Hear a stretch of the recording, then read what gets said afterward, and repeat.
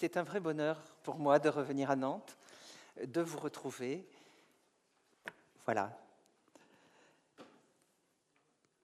Avant de parler d'un poète, écoutons-le.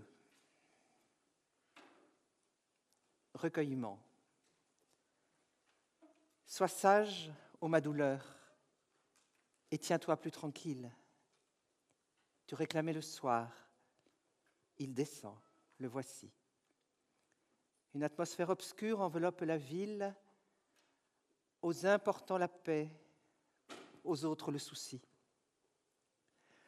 Pendant que des mortels, la multitude vile, sous le fouet du plaisir, ce bourreau sans merci va cueillir des remords dans la fête servile, ma douleur, donne-moi la main.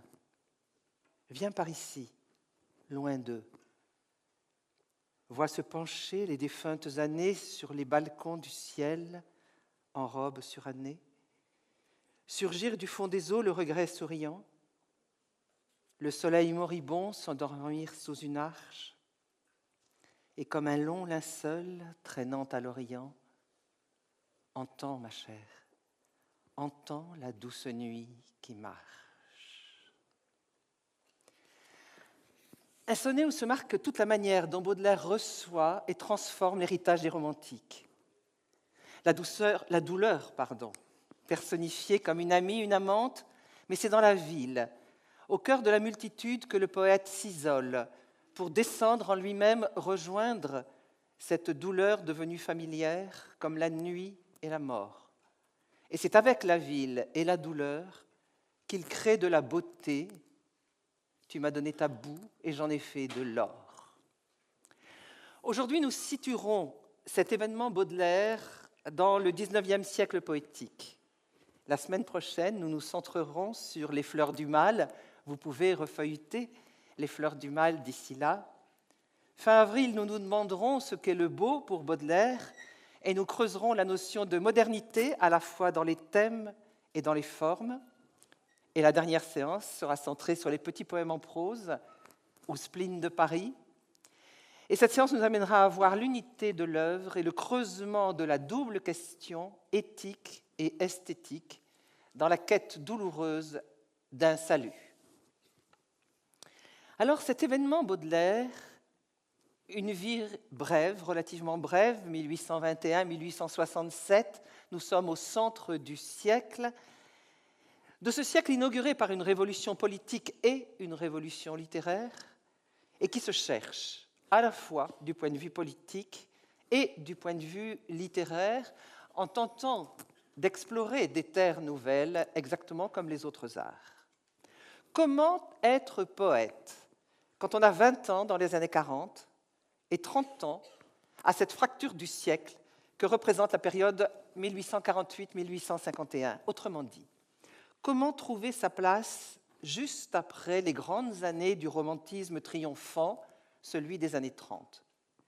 Et qu'est-ce que la poésie a encore à dire après l'échec de tous les espoirs du premier demi-siècle et avec la mise en place de cet étouffoir qu'est le Second Empire aux antipodes de toutes les aspirations poétiques?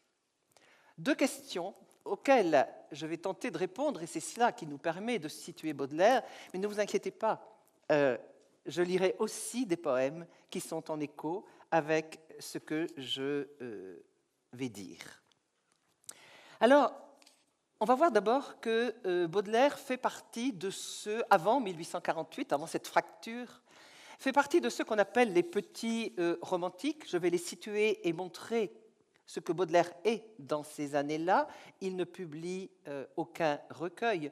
Disons-le tout de suite, première édition des Fleurs du Mal, 1857, donc de l'autre côté de la fracture du siècle. Puis nous situerons, et c'était la seconde question que j'annonçais, nous situerons Baudelaire par rapport à cette mélancolie du second romantisme, et nous verrons, puisqu'il s'agit de le situer au carrefour du siècle, nous verrons comment il ouvre la poésie moderne. Alors, on a dit que Baudelaire tournait le dos au romantisme pour ouvrir la voie de la modernité poétique. Mon maître en matière de 19e siècle, Jacques Sébacher, qui fut un maître extraordinaire, disait toujours « Non, non, vous prenez toute la poésie romantique, vous la faites brûler de manière à en garder la quintessence, et cette quintessence dans une petite cuillère en or, c'est Baudelaire. Tu m'as donné ta boue et j'en ai fait de l'or. Et je crois que je suis de plus en plus d'accord avec cela. Baudelaire recueille, et c'est ce que je vais essayer de montrer, tout l'héritage romantique. Et c'est ainsi qu'il invente la poésie moderne. Les grands poètes ne sont pas ceux qui tournent le dos radicalement à ce qu'ils ont reçu, mais c'est ceux qui, j'allais dire, digèrent, font leur miel de l'héritage et à partir de là, inventent des voies nouvelles. Baudelaire lui-même se revendique comme romantique. Il a cette phrase extraordinaire dans un texte de réflexion sur la littérature qu'il intitule « Qu'est-ce que le romantisme ?» pour dire qu'il en est. Et il dit ceci, et pourtant nous sommes 20 ans après la grande floraison du romantisme. Qui dit romantisme dit art moderne, c'est-à-dire intimité, spiritualité, couleur, aspiration vers l'infini, exprimée par tous les moyens que contiennent les arts. Alors, pour voir ce que Baudelaire fait de l'héritage du romantisme, quelques tout petits rappels sur ce romantisme triomphant. C'est celui de 1830 qui, contre le classicisme, revendique la liberté en littérature, comme la liberté est revendiquée au même moment en politique, puisque nous avons la même année la Révolution des Trois Glorieuses, 1830, la Révolution des Trois Glorieuses qui fait passer de la Restauration à la monarchie de Juillet, ce n'est pas qu'un changement de roi, c'est un changement de régime, et la bataille d'Hernani. Il y a à peine 3 mois entre ces deux faits qui, j'allais dire, mettent à bas des décennies, et même pour ce qui est de la littérature, des siècles de, j'allais dire, de règles et de réglementations. Un extraordinaire enthousiasme porte cette génération de 1830. Je vous rappelle la date de naissance de Baudelaire, 1821. Autrement dit, il ne connaît pas ce qui va rester pour tous ces romantiques, même quand ils vont diverger, leur heure de gloire, qui était cette bataille d'Hernani. Ils y étaient tous. Nerval, Gautier et bien sûr Hugo, puisque c'était pour lui. Et ils ont été portés longtemps par cette foi de leurs 20 ans, la foi dans cette littérature nouvelle qu'ils voulaient sur tous les fronts instaurer, c'est-à-dire au théâtre. On était avec Hernani, mais aussi en poésie, dans le roman. Bref, c'était on va inventer une littérature nouvelle pour cette France nouvelle qui est la France d'après la Révolution. Ils ne sont pas forcément républicains, mais ils disent il faut une littérature nouvelle à cette France nouvelle. Alors, autour de Victor Hugo se réunit un ensemble de gens qui se donnent à eux-mêmes le nom de cénacle. J'insiste là-dessus parce qu'on va voir que les petits romantiques, et je vais y venir, vont se poser à la fois contre, en face d'eux au moins, ce cénacle des romantiques. Mais cela va se passer dans les années 40. Dans ces années 40 où ce romantisme triomphant des années 30 est un peu en déclin. D'une part, reconnaissons-le, les romantiques de 1830 sont devenus des gens qui cherchent un peu les honneurs. Victor Hugo est très content de devenir pair de France et d'entrer à l'Académie française.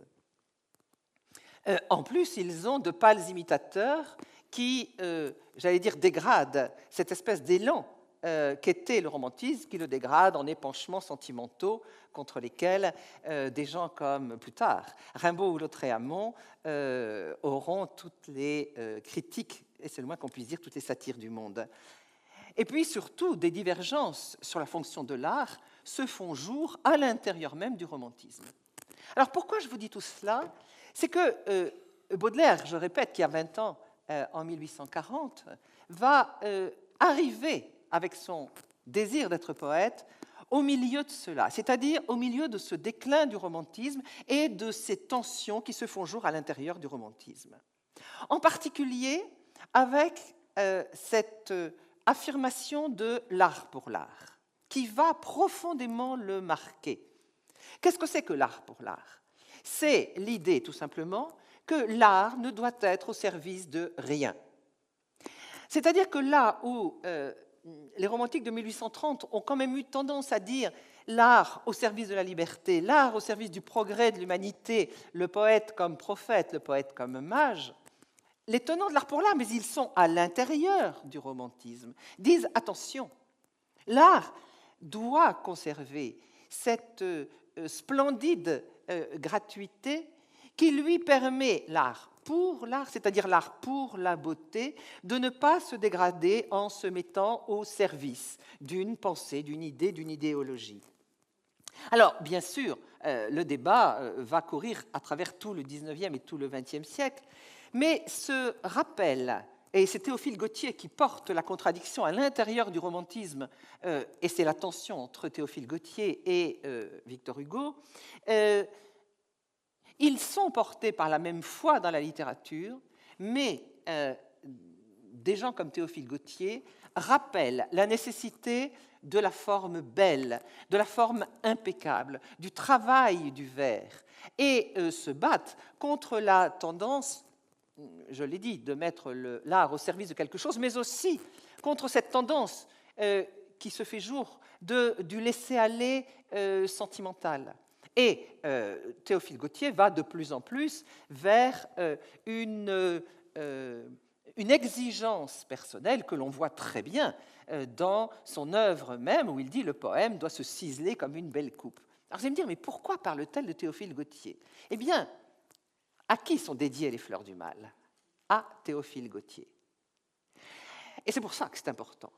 Parce que ce geste de mettre de dédier une œuvre, c'est quand même se mettre sous le signe de cette exigence-là. Et qui plus est, il dédie les fleurs du mal à Théophile Gautier, poète impeccable de la littérature française.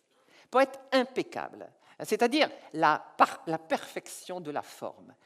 Et alors, ce qui va être étonnant, disons-le tout de suite, c'est que Baudelaire va recueillir l'héritage, ce qu'a de meilleur l'héritage du romantisme, tel qu'on l'a pu le voir en 1830, mais, j'allais dire, peut-être sur le revers, et l'héritage de l'art pour l'art, c'est-à-dire l'exigence de perfection. Là où c'est vécu en tension à l'intérieur de ce cénacle, disons, de ces grands, avec des guillemets romantiques, Baudelaire va intégrer ces deux tendances. On le sait maintenant, un sonnet qui est vraiment typiquement de l'art pour l'art dans cette direction-là, et qui sera publié dans Les Fleurs du Mal, il l'a écrit entre 42 et 44. Donc vous voyez, dans cette décennie avant la fracture du demi-siècle. Je ne vous lis que les deux quatrains de ce sonnet que vous connaissez, qui s'appelle « La beauté ». Ce n'est pas l'hymne à la beauté, sur lequel je reviendrai. C'est d'ailleurs très intéressant qu'il y ait deux textes comme cela dans Les Fleurs du Mal, à quelques poèmes d'intervalle. Ici, c'est la beauté. Je suis belle, ô mortel, comme un rêve de pierre, et mon sein où chacun s'est meurtri tour à tour est fait pour inspirer au poète un amour éternel et muet, ainsi que la matière. Je trône dans l'azur comme un sphinx incompris. J'unis un cœur de neige à la blancheur des cygnes. Je hais le mouvement qui déplace les lignes, et jamais je ne pleure, et jamais je ne ris. Alors attention, vous lirez les deux tercets du sonnet. Attention, ça ne veut pas dire que c'est définitivement la conception que Baudelaire a de la beauté, mais c'est ce qu'il écrit dans ces années 1840, où il est tenant de cet art pour l'art, c'est-à-dire d'une beauté impersonnelle et d'une recherche totale de perfection. On est dans la ligne de Théophile Gautier. Mais, encore une fois, j'ai cité cet autre poème, Hymne à la beauté, où l'on verra, et ce sera le propos de notre troisième rencontre, où l'on verra que sa conception de la beauté a beaucoup évolué. Alors, j'ai parlé de ces petits romantiques qui, dans les années 40, forment une sorte de micro-milieu dans Paris, une vie de bohème. Ils n'ont pas d'argent du tout, loin des honneurs, et ils se retrouvent dans les cafés, dans les petites revues. Ils essayent de survivre tant bien que mal, plutôt mal que bien. À un moment, ils sont à plusieurs, Nerval, et Baudelaire y est aussi, dans un vieux palais à moitié en ruine, derrière l'actuel Arc de Triomphe du Carrousel, dans un quartier lépreux. Et il y a des récits extraordinaires sur cette ambiance, qui est une ambiance d'entraide, comme on a pu le voir au début du XXe siècle à Montmartre pour les peintres, d'entraide dans la bohème, et en même temps de croyance absolue dans leur capacité à créer. Alors, ces petits romantiques, on ne les connaît plus beaucoup, mais c'est quand même intéressant de savoir que Gautier y est passé aussi, et surtout Nerval. Mais je voudrais quand même citer leurs noms. Xavier Forneret, Petrus Borel, Aloysius Bertrand, dont Baudelaire admirera le recueil Gaspard de la Nuit. Ce sont quelques noms. Et alors, tous ces gens-là sont du côté d'un romantisme noir, du côté du pessimisme, voire du désespoir, mais parce qu'ils n'ont pas la notoriété dans le champ littéraire, ils ont une totale liberté. Liberté des formes, liberté des thèmes. Ils ne risquent pas de choquer des éditeurs ou un public, puisqu'ils ne publient pas de recueil. Il leur arrive de publier un poème de ci, de là, dans des revues. C'est dans ce milieu-là que Baudelaire passe ses années 40. Je répète, il a 20 ans, il est né en 1821, il veut être poète, mais il n'a pas cette place que d'autres peuvent avoir dans le champ littéraire, et en même temps, il est pauvre, parce qu'il a dilapidé sa fortune dans une période de grand dandysme, et il garde d'ailleurs l'allure du dandy, qui fait que même dans la pauvreté, on garde son allure, et tous les contemporains ont témoigné de l'allure extraordinaire de Baudelaire, dont on savait par ailleurs qu'il était très pauvre. Baudelaire avait des yeux noirs, très très noirs, et on le voit un peu sur les photographies de Nadar. Petite parenthèse sur Nadar, ce photographe qui, au tout début de la photographie, a eu le génie, comment a-t-il su qu'il fallait photographier Baudelaire, Nerval, qui n'étaient pas connus? Et on a de ces deux poètes en particulier les plus beaux clichés qui soient, et qui disent tellement, vous les trouverez très facilement. Vous tapez Nadar Baudelaire, Nadar Nerval, et vous les trouverez.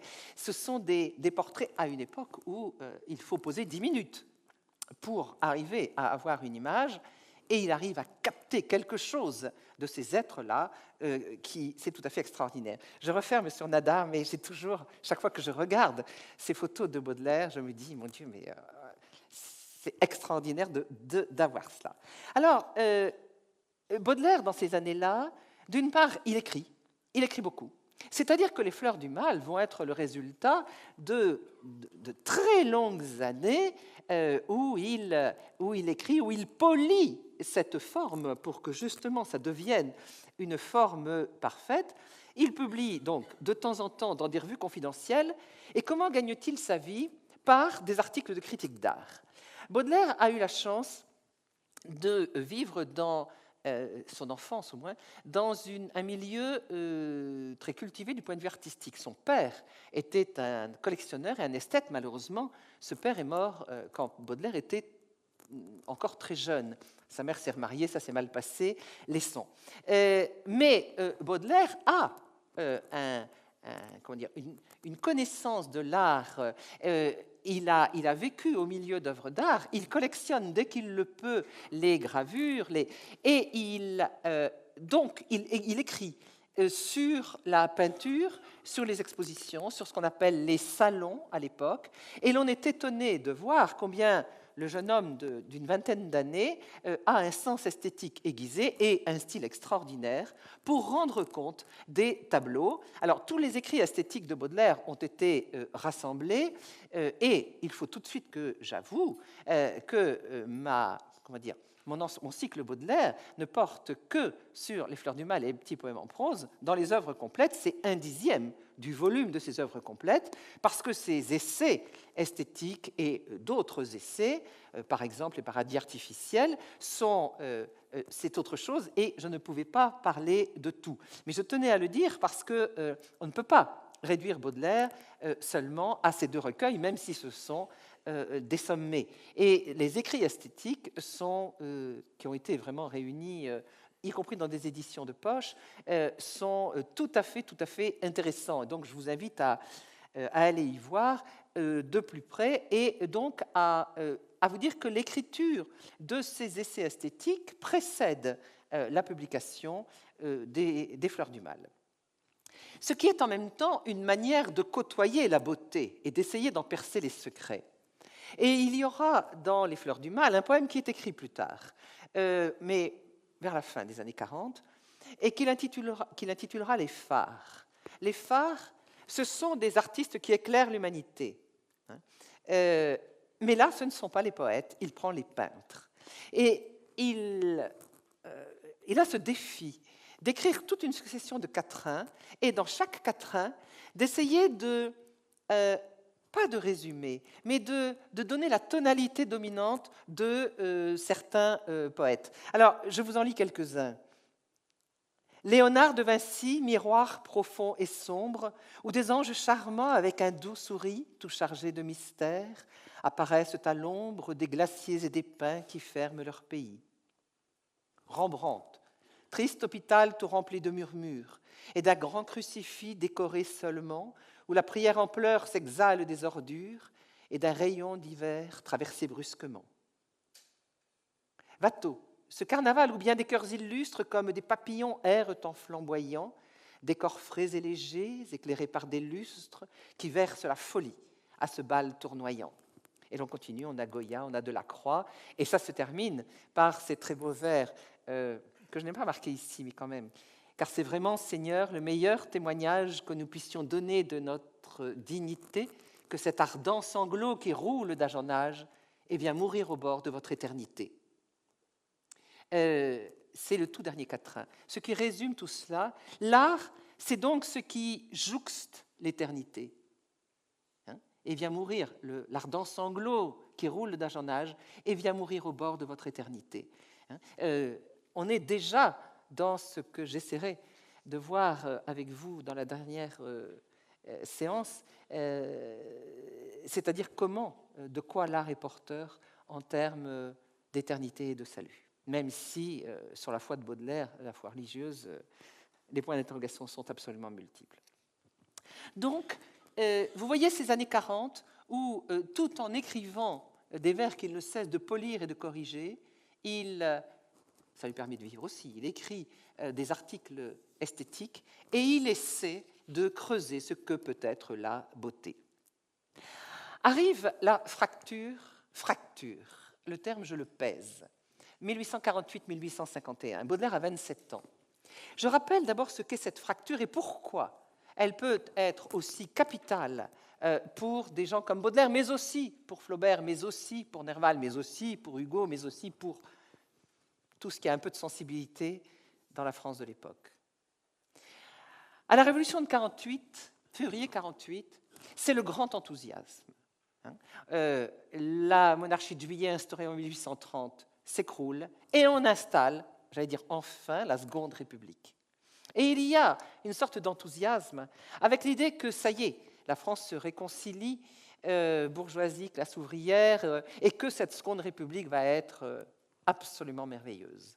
Février 48. Juin 48, le gouvernement provisoire fait tirer sur des manifestations d'ouvriers qui réclamaient du travail et du pain. C'est juin 48, l'histoire a effacé cela, mais tous les écrivains. Et on a les lettres que Baudelaire écrit en juin 1948 à sa mère. La correspondance de Baudelaire avec sa mère, on n'a pas les lettres dans l'autre sens, mais on a les lettres qu'il a écrites à sa mère. C'est un document extraordinaire sur Baudelaire au jour le jour. Or, son horreur de juin 1948, où la classe possédante a eu peur, et donc on n'enterre pas les morts. Pendant 3 jours, les morts restent sur le trottoir parisien, et je n'ai pas fait de recherche sur ce qui s'est passé en province, mais ça a dû être pareil. C'est une sorte de, comment dire, d'horreur qui reste marquée et qui fait que par rapport au réel tel qu'il s'impose, des gens comme Baudelaire sont en distance complète. Alors, la Seconde République continue pourtant, avec un président élu, Louis-Napoléon Bonaparte, qui fait une dérive autoritaire et qui, à partir de 50, veut tous les pouvoirs, et on aboutit au coup d'État du 2 décembre 1851, qui aboutira à l'instauration du Second Empire. 48-51, la parenthèse se referme, et on a le Second Empire, qui oblige les poètes. Je rappelle que le Second Empire, maintenant, on réhabilite beaucoup Napoléon III en disant la prospérité de la France, c'est tout à fait vrai. Mais c'est quand même un régime où, pour devenir fonctionnaire, il faut faire serment d'allégeance à l'empereur. Excusez du peu. Les poètes, on les voit, pas seulement les poètes, les écrivains, sont tous obligés de se situer par rapport à cela. Alors, vous le savez, Victor Hugo part en exil, mais il était aux premières loges de la contestation, puisqu'il a appelé au soulèvement contre le coup d'État. Mais quelqu'un comme Michelet, le grand historien, il perd tous ses postes et il ne part pas à l'étranger parce qu'il veut continuer à travailler dans les archives, mais il fait une sorte d'exil intérieur. C'est-à-dire qu'il reste en France, mais il n'est plus là pour personne. Nerval se bat avec la folie, mais tous continuent à écrire, continuent à travailler. Ils continuent à croire dans ce qu'ils font, mais dans une sorte de silence et d'ombre. C'est une période très féconde, mais très douloureuse, dans laquelle on veut voir, je dis on parce qu'on est beaucoup à le penser comme ça, un second romantisme. Mais un romantisme de la perte, un romantisme où on a les mêmes aspirations, mais on ne pense plus, comme dans les années 30, qu'elles pourront être exaucées. Et donc, c'est l'envers sombre, quelquefois désespéré. C'est le moment du deuil de tous ces espoirs-là. Et c'est cela, la mélancolie. La mélancolie que ce second romantisme va mettre partout dans sa poésie, c'est la certitude qu'on a perdu l'essentiel et qu'on ne le retrouvera pas. Et ce terme de mélancolie est absolument capital dans ce second romantisme, et il est au centre des Fleurs du Mal. Il faut dire qu'après le coup d'État, le Second Empire est non seulement un régime oppressif du point de vue politique, mais aussi d'un point de vue idéologique. Nous sommes dans le positivisme, nous sommes dans la référence aux sciences et au rationnel, bref, dans un climat le plus anti-poétique possible.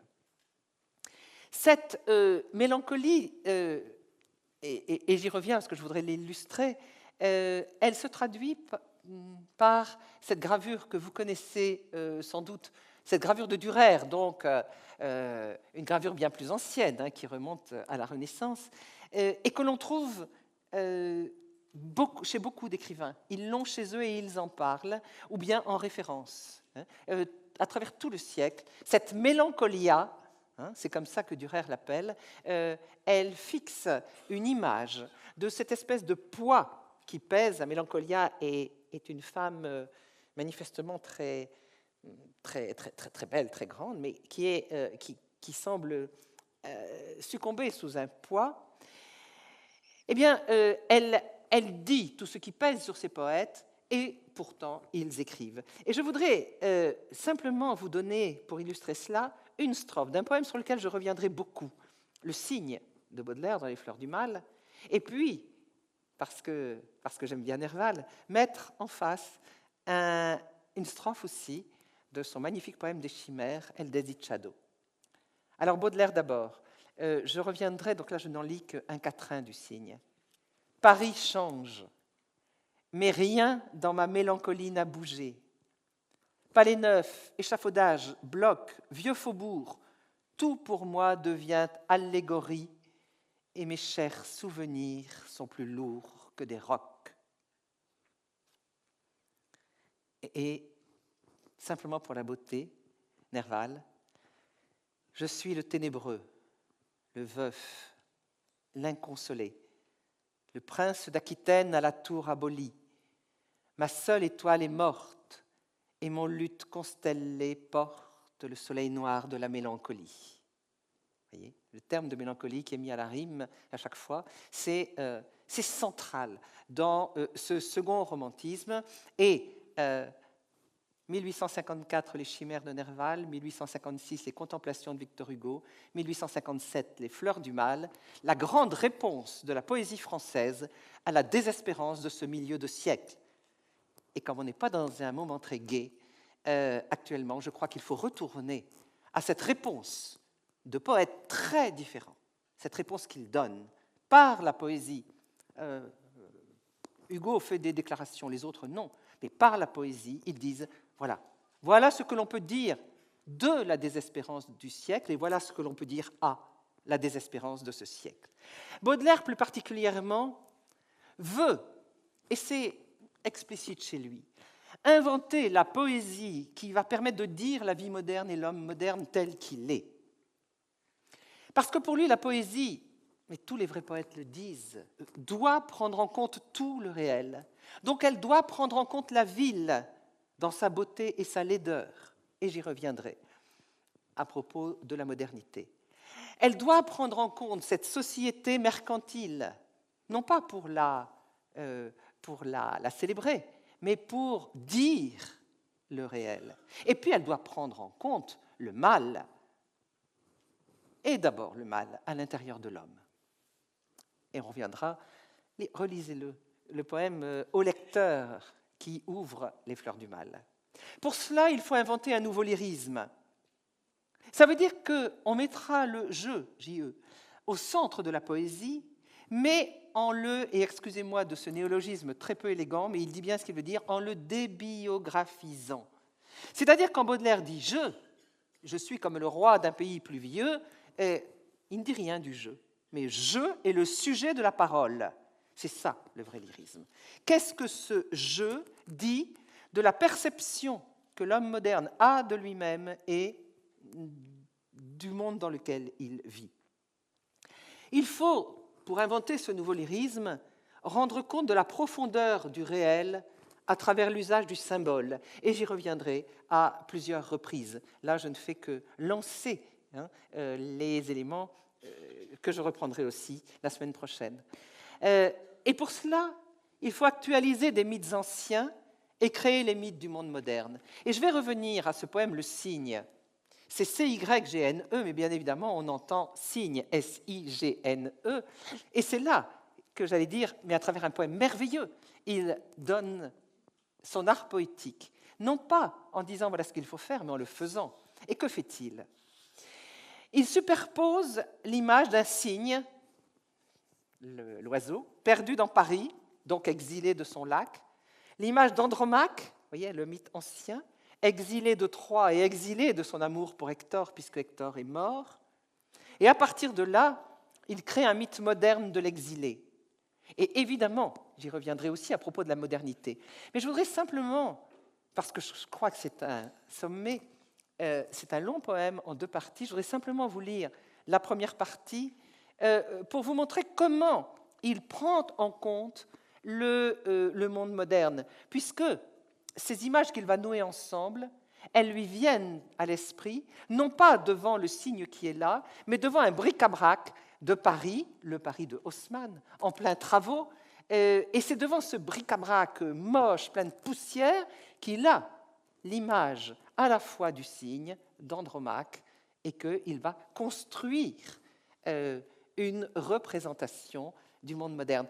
Et c'est là qu'on voit que c'est une nécessité absolue de parler de cela, de parler de la laideur du monde moderne, mais encore une fois, quand il y a le signe Andromaque qui se superpose, cela donne ceci. C'est la première partie du poème. Je ne sais plus à quel moment je vous lirai la seconde partie, mais pas aujourd'hui. Ça commence comme cela. Andromaque, je pense à vous. Ce petit fleuve, pauvre et triste miroir où jadis resplendit l'immense majesté de vos douleurs de veuve, ce Simoïs menteur qui par vos pleurs grandit, a fécondé soudain ma mémoire fertile comme je traversais le nouveau carrousel. Le vieux Paris n'est plus. La forme d'une ville change plus vite, hélas, que le cœur d'un mortel. Je ne vois qu'en esprit tout ce camp de baraques, ces tas de chapiteaux ébauchés et de fûts, les herbes, les gros blocs verdis par l'eau des flaques et brillant au carreau le bric-à-brac confus. Là s'étalait jadis une ménagerie. Là je vis un matin, à l'heure où sous les cieux froids et clairs le travail s'éveille, où la voirie pousse un sombre ouragan dans l'air silencieux, un cygne qui s'était évadé de sa cage, et de ses pieds palmés frottant le pavé sec, sur le sol raboteux traînait son blanc plumage. Près d'un ruisseau sans eau, la bête ouvrant le bec baignait nerveusement ses ailes dans la poudre et disait, le cœur plein de son beau lac natal, « Oh, quand donc pleuvras-tu? Quand tonneras-tu, foudre ?» Je vois ce malheureux, mythe étrange et fatal, vers le ciel quelquefois comme l'homme d'Ovide, vers le ciel ironique et cruellement bleu, sur son cou convulsif tendant sa tête avide, comme s'il adressait des reproches à Dieu. Fin de la première partie du signe. Et dans la seconde partie, tout cela va être repris, et j'en parlerai plus tard, mais vous aurez eu envie d'aller le lire entre deux, comment, à partir de cela, il va créer le mythe moderne de l'exilé, à partir de cette double image. Mais pour dire la vie moderne, l'homme moderne, il faut inventer ce nouveau lyrisme, mais je n'oublie pas tout ce que je vous ai dit tout à l'heure sur l'art pour l'art. Il faut une forme impeccable, il faut une pratique rigoureuse du vers pour contenir les excès du romantisme, et quand nous viendrons au poème en prose, il y a la même rigueur dans le poème en prose. Le poème en prose, je vous le redirai 100 fois, n'est pas une solution de facilité, c'est même une solution de difficulté, aussi étrange que cela puisse paraître, et il faudra la même rigueur, viser la nécessité, viser la condensation du vers, même si l'on est dans la prose, travailler le rythme interne de la prose comme on travaille le rythme du vers. Alors, quand on regarde de près, et là, je n'ai pas le temps de faire l'explication de ces alexandrins, il y a un travail du rythme, un travail aussi de la sonorité que j'essaye de faire passer dans la lecture, mais qui est tout simplement prodigieux. Et quand on voit, on n'a pas beaucoup de brouillons de manuscrits de Baudelaire, en revanche, on a des épreuves corrigées par lui. Et il reprend absolument tout. La disposition typographique, tel adjectif, une majuscule, le détail, absolument. Alors, je vous ai dit, aujourd'hui, je me contente, avec guillemets, je me contente de placer l'événement Baudelaire dans son siècle. Donc, voilà, j'ai mis tout ce cadre des années 40, ce cadre du second romantisme, mais je vous le disais, Baudelaire ouvre la poésie moderne, avec tout ce qu'il arrive à nouer dans les Fleurs du Mal et les petits poèmes en prose, il ouvre cette poésie moderne. À sa mort en 1867, il meurt à Bruxelles, il a 46 ans. Il était allé à Bruxelles pour essayer de faire éditer ses œuvres complètes parce qu'il n'avait plus d'argent du tout, et il n'y réussissait pas. Il meurt dans la solitude, il meurt dans la pauvreté, et peut-être pire que tout, il meurt le cerveau rongé par la syphilis en sentant venir la folie, et il meurt aphasique. Mais pendant ce dernier séjour pathétique à Bruxelles, il apprend, mais avec une amertume très grande, que se développe à Paris une école qui se réclame de lui. C'est-à-dire que des jeunes poètes se regroupent dans l'admiration de Baudelaire. Mais j'allais dire, pour lui, c'est trop tard. Pour lui, en tant qu'homme, Baudelaire. Mais sa réévaluation posthume est absolument éclatante. Avant même qu'il ne meure, Verlaine et de ces jeunes poètes qui se réclament de lui, en 1865, donc 2 ans avant la mort de Baudelaire, Verlaine, qui a 21 ans, pas vieux, hein, écrit un article étonnant de profondeur sur Baudelaire. Il souligne, et c'est d'une justesse totale, que Baudelaire a su rendre la sensibilité souvent maladive de l'homme du siècle, tout en faisant entendre son aspiration à l'idéal. Alors, je n'ai pas le temps de le développer, mais il y a une justesse dans ce tout jeune homme qui, lui aussi, veut devenir poète. Et Verlaine, on a l'impression qu'il s'est imbibé des fleurs du mal comme moyen d'accéder à la poésie. Et il est évident que, on dit souvent que c'est Verlaine qui invente le symbolisme, mais je suis persuadée que le symbolisme de Verlaine prend sa source dans l'usage que Baudelaire fait du symbole. 1871, 4 ans après la mort de Baudelaire, Rimbaud, il a 17 ans. Dans une des lettres qu'on appelle les lettres du voyant, qu'il écrit à son ami Paul Domeny, fugueur, etc. Vous savez tout de ce jeune Rimbaud, mais les lettres du voyant sont extraordinaires parce qu'il montre qu'il a lu et intégré toute la poésie du siècle. Rimbaud devient Rimbaud entre 15 ans et 17 ans, il commence même avant, parce qu'il a lu tout Hugo, tout Baudelaire, tout, et il les a complètement intégrés. Et alors, dans une des 2 lettres du voyant, avant la fameuse phrase « il faut se faire voyant par tous les moyens », etc., il donne un avis extrêmement péremptoire sur les grands poètes du siècle. Voici ce qu'il dit de Baudelaire. Baudelaire est le premier voyant, roi des poètes, un vrai dieu, c'est souligné.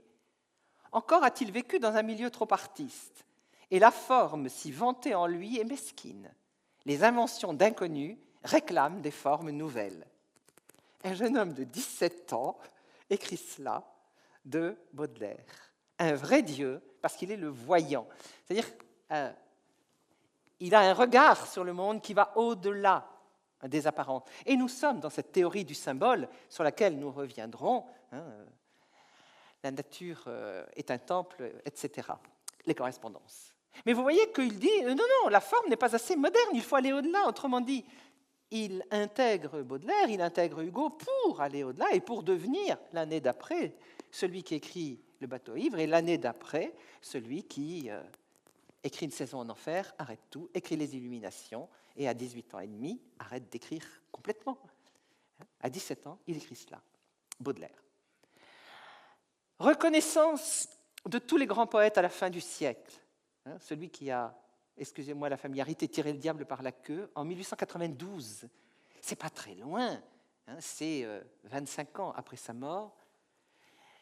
Tous les grands poètes lancent une souscription pour un monument à Baudelaire qui sera sculpté par Rodin, excusez du peu, et pour publier une plaquette où chacun des membres du comité, et ils sont une trentaine, écrira un poème en l'honneur de Baudelaire. Qui est président d'honneur de ce comité? Le comte de Lille. Qui en est le président? Mallarmé. Autrement dit, toute la génération d'après Baudelaire salue Baudelaire. Il y a ce monument, Rodin, le grand sculpteur de l'époque. Et cette plaquette, il ne s'agit pas de republier les œuvres de Baudelaire, il s'agit pour chacun d'écrire un poème en l'honneur de Baudelaire. Et le tombeau pour Baudelaire qu'écrit Mallarmé est une splendeur à la Mallarmé, mais une splendeur quand même. D'un mot, parce que ça nous mènerait trop loin, les surréalistes au début du XXe siècle, qui sont très, très, très sévères avec la poésie du XIXe siècle, reconnaissent Mallarmé comme un des précurseurs du surréalisme. Baudelaire, comme un des précurseurs du surréalisme. Cette réévaluation posthume de Baudelaire qui n'avait été, et je reviendrai à la réception des Fleurs du Mal, qui n'avait été salué que par quelques-uns et vilipendé par beaucoup, la presse de l'époque n'a pas supporté les Fleurs du Mal, il a la reconnaissance la plus éclatante qui soit dans les 30 ans qui suivent sa mort. Voilà comment je voulais poser un peu Baudelaire. Mais avant de... Oh bah oui, vous voyez, je n'ai pas duré trop. Excusez-moi, ma conférence est plus courte que je ne le pensais, mais j'espère que nous pourrons... je ne déteste pas. Mais avant de passer à ce dialogue, je voudrais que nous écoutions encore Baudelaire, et j'avais envie de vous lire un autre poème, À une passante. La rue assourdissante autour de moi hurlait, longue, mince, en grand deuil, douleur majestueuse, une femme passa, d'une main fastueuse sous le vent, balançant le feston et l'ourlet, agile et noble avec sa jambe de statue. Moi je buvais, crispé comme un extravagant dans son œil, ciel livide où germe l'ouragan, la douceur qui fascine et le plaisir qui tue. Un éclair, puis la nuit. Fugitive beauté dont le regard m'a fait soudainement renaître, ne te verrai-je plus que dans l'éternité? Ailleurs, bien loin d'ici? Trop tard? Jamais, peut-être? Car j'ignore où tu fuis, tu ne sais où je vais, ô toi que j'eusse aimé, ô toi qui le savais. Je vous remercie.